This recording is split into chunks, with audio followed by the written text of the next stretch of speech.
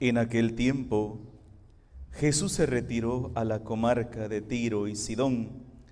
Entonces una mujer cananea le salió al encuentro y se puso a gritar: Señor, Hijo de David, ten compasión de mí. Mi hija está terriblemente atormentada por un demonio. Jesús no le contestó una sola palabra, pero los discípulos se acercaron y le rogaban: atiéndela, porque viene gritando detrás de nosotros. Él les contestó: yo no he sido enviado sino a las ovejas descarriadas de la casa de Israel. Ella se acercó entonces a Jesús y postrándose ante él, le dijo: Señor, ayúdame. Él le respondió: no está bien quitarle el pan a los hijos para echarlo a los perritos. Pero ella replicó: es cierto, Señor, pero también los perritos se comen las migajas que caen de la mesa de sus amos. Entonces Jesús le respondió: mujer, qué grande es tu fe, que se cumpla lo que deseas. Y en aquel mismo instante quedó curada su hija.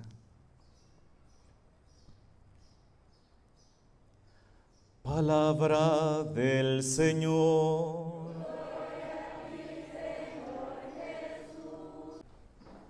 Jesús, el que se olvida de sí mismo para ocuparse de los demás, el compasivo, el que ve el dolor, el sufrimiento e inmediatamente se compadece, hoy nos deja con la boca abierta. Este texto hay que saberlo entender muy bien, ¿verdad? Este texto hay que entenderlo muy bien. No es fácil entender este texto porque hay que conocer el entorno en el cual este diálogo se da, el lugar donde se da y por qué se da, ¿verdad? ¿Por qué Jesús se ha ido al territorio de Tiro y Sidón? Recuerden que Jesús va a utilizar este otro lugar cuando va a decir: ay de ti, Betsaida, ay de ti, Corosaín. ¿Se acuerdan? Si en Tiro y en Sidón se hubieran hecho los milagros que en ti se hicieron, hace tiempo se hubieran convertido. ¿Se acuerdan? Jesús está en ese lugar. Jesús está en ese lugar, pero ese lugar no es territorio israelita y tampoco viven israelitas en ese lugar. Es un territorio de paganos, ¿de acuerdo? ¿Por qué Jesús ha ido a ese lugar? No sabemos. No sabemos cuál es el motivo por el cual Jesús ha ido a ese lugar. Pero recuerden algo muy importante. Nos dicen los evangelios que Jesús buscaba lugares solitarios para ir con sus discípulos e instruirlos, ¿sí? Ya que en el territorio israelita, en territorio judío, no los dejaban en ningún momento ni siquiera comer. ¿Se acuerdan? Incluso escuchábamos cómo Jesús trató de salir de la población, del montón de gente, para ir a pasar su duelo de la muerte de su primo Juan, ¿verdad? Y apenas ha llegado a aquel lugar y ya está el montón de gente ahí suplicándole que lo sane.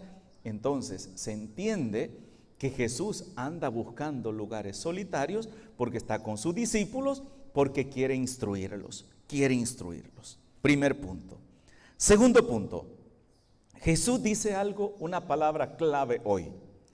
Cuando los discípulos le dicen: mira, atiende a esa mujer que viene gritando detrás de nosotros. Jesús dice: yo he sido enviado a las ovejas descarriadas de la casa de Israel. Hay que entender esa frase. ¿Por qué Jesús dice: he sido enviado a las ovejas descarriadas de la casa de Israel? Y, hermanos, esa frase que Jesús dice también era una frase conocida por esta mujer. Ojo con eso. Ojo con esto.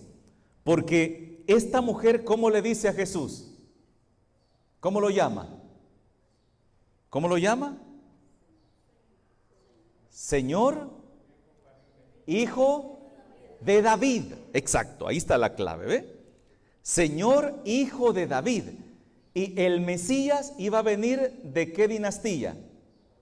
De la dinastía de la descendencia de David. Recuerden que el Mesías era prometido de la descendencia de David. Entonces, esta mujer tenía conocimiento de que ese hombre que iba ahí era un Mesías. Y el Mesías prometido al pueblo de Israel. Ojo con esto. Acuérdense, hermanos, que esa es una promesa. Decimos nosotros que en el Antiguo Testamento encontramos una promesa y en el Nuevo Testamento ¿qué encontramos? El cumplimiento de esa promesa. La promesa en el Antiguo Testamento, ¿quién era? El Mesías. El Mesías. Y el cumplimiento de esa promesa en el Nuevo Testamento, ¿quién es? Es Jesús. Ahí está la clave, ¿ve? Entonces necesitamos entender perfectamente esto para poder comprender la expresión que Jesús va a tener hoy. Dice, Señor, Hijo de David, ten compasión de mi hija. Ten compasión. Ahora veamos quién era esta mujer. Esta mujer era una sirofenicia, que significa una mujer perteneciente a un territorio de paganos, y en este lugar era famoso por ciertas prácticas de brujería. Eran famosos por esas prácticas de brujería, hechicería y adivinación. Cuando el rey Saúl va a pecar gravemente contra Dios, ocultando a los muertos y consultando los adivinos y la brujería, va a ir a este territorio. Y este territorio está al otro lado del Jordán, al otro lado del Mar Muerto. Si aquí está el Mar Muerto, Tiro, Sidón, se ve el frente, son las montañas que se ven enfrente, ese es Sidón. Entonces Jesús ha ido a ese lugar, pero ese lugar es un lugar de brujos, un lugar donde se practica mucho la brujería y la hechicería. Significa, hermanos, que este pueblo no está evangelizado. No es un pueblo que esté adoctrinado, no es un pueblo temeroso de Dios, no es un pueblo que esté, digamos, así con el deseo de querer encontrarse con Dios. No, esta mujer se ha acercado a Jesús por una necesidad. Ojo con esto, ¿de acuerdo? Esta mujer no busca a Jesús porque quiera seguirlo, como lo hizo María Magdalena, ¿verdad? Como lo hicieron tantos discípulos que dejaron su casa, dejaron su tierra, dejaron todo para seguir al Señor. No, lo busca para que le haga un milagrito nada más. Ten compasión que mi hija está atormentada. Simplemente para eso. Simplemente para eso. Ella es pagana, perteneciente a un pueblo pagano y practicante de cosas paganas. Y yo, hermanos, que el Señor me perdone si estoy cayendo en prejuicio, pero me atrevería a decir que esa mujer ya había consultado a todos los brujos y le había hecho todas las brujerías habidas y por haber a su hija y no le había solucionado nada. Como me dijo una señora una vez, Padre, aquí vengo, mire, he gastado todo el dinero en médicos para que me curen de esta enfermedad, que me curen de esto. He pagado hasta $10,000 a un brujo para que me curara de esta enfermedad. Y mire, entre más he pagado brujos, he pagado esto y he quedado sin ni un 5 y cada día estoy peor. Aquí vengo a que me haga usted una oración de sanación.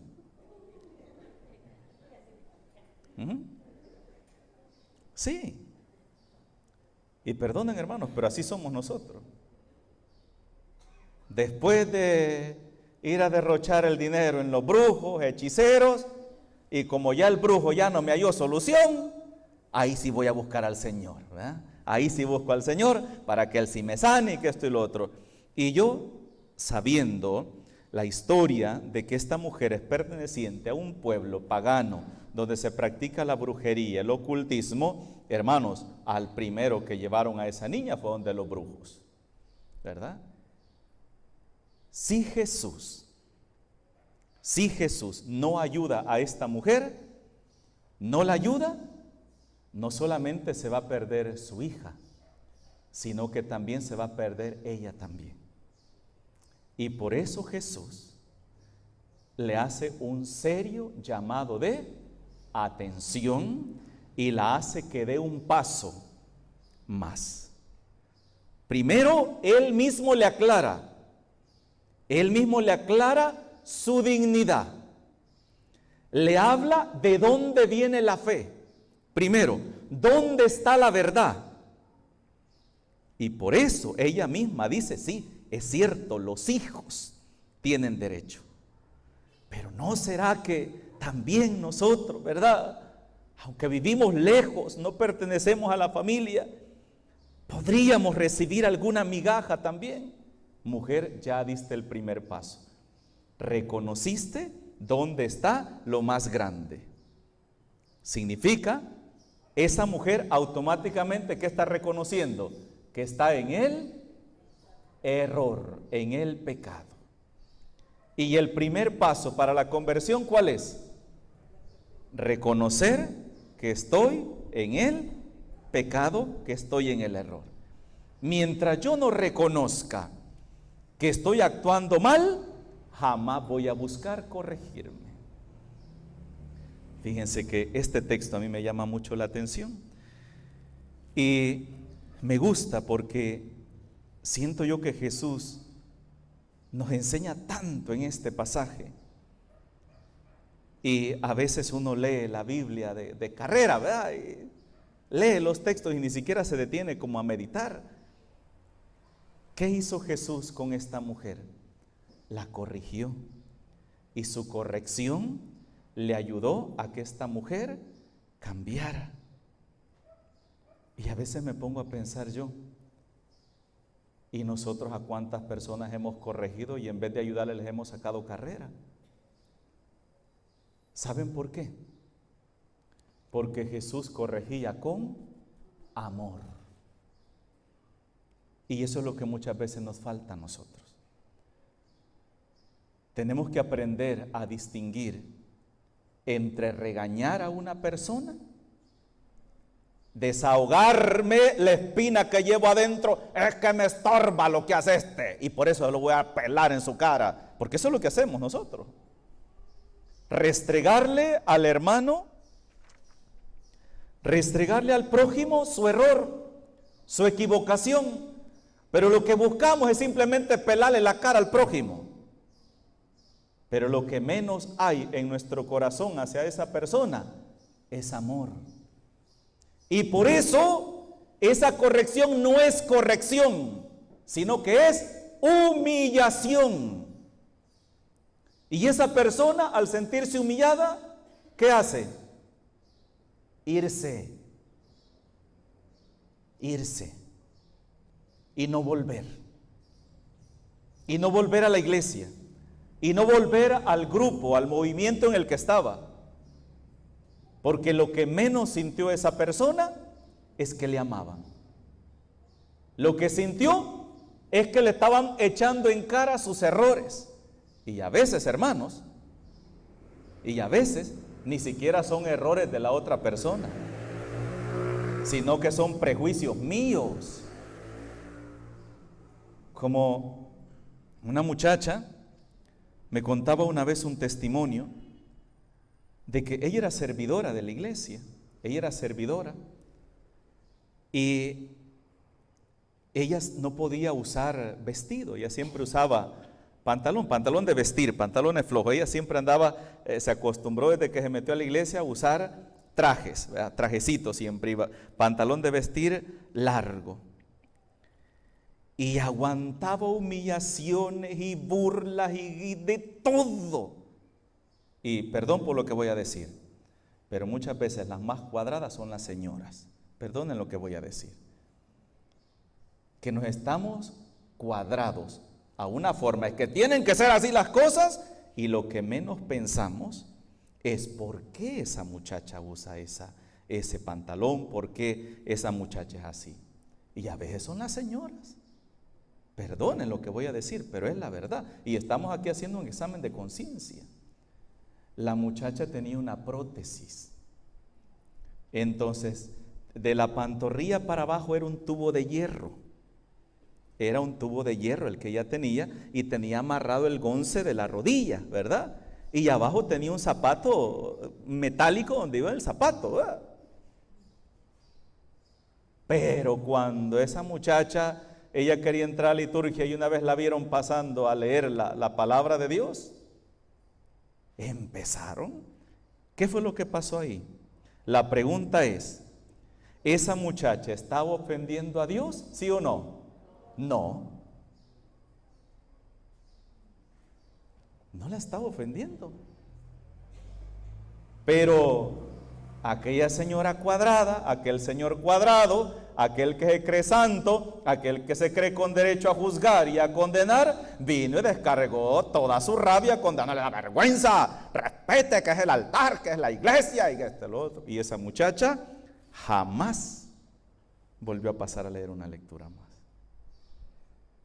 Hermanos, y tengo que decir esto porque saben una cosa, a diario vivimos eso en la iglesia. Y me duele de verdad, y tengo que decirlo, porque muchas personas se van de la iglesia por culpa nuestra. Porque antes de juzgar, señalar y condenar a alguien, primero debemos vernos a nosotros en qué estamos metiendo la pata. Antes de ajusticiar a nuestro prójimo, deberíamos ver nuestros propios errores.